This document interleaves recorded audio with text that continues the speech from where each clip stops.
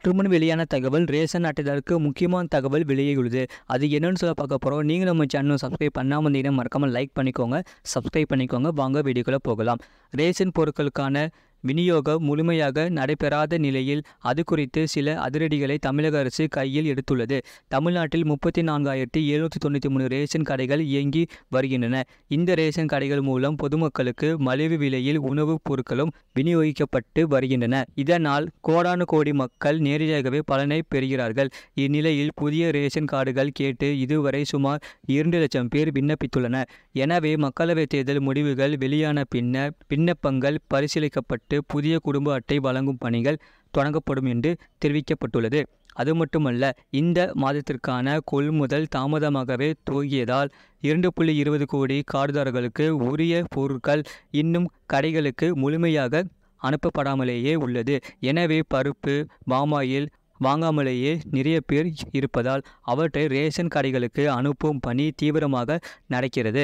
அதனால்தான் ஞாயிற்றுக்கிழமை ரேஷன் கடைகளுக்கு விடுமுறை ரத்து செய்யப்பட்டு பணி நாளாக அறிவித்து உணவுத்துறை உத்தரவிட்டுள்ளது. அனைத்து ரேஷன் கடைகளுக்கும் 26ஆம் தேதி பணி நாளாகவும் அறிவிக்கப்பட்டுள்ளதால் அதற்கு ஈடாக விடுமுறை பின்னர் அறிவிக்கப்படும் என்று சொல்லப்பட்டுள்ளது.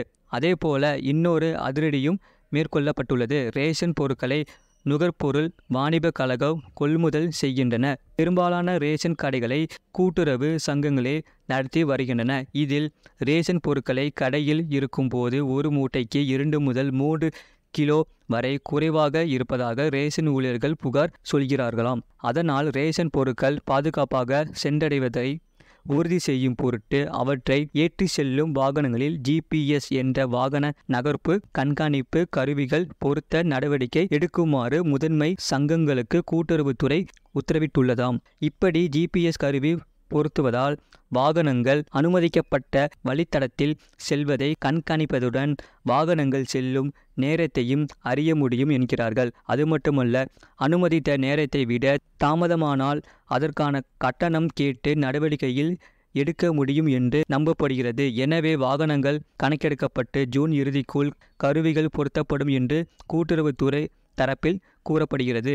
இது போன்ற செய்திகளை உடனுக்குடன் அறிந்து கொள்ள மறக்காம சேனலை சப்ஸ்கிரைப் செய்யுங்கள். மற்றவர்களுக்கு தெரியப்படுத்த ஷேர் செய்யுங்கள்.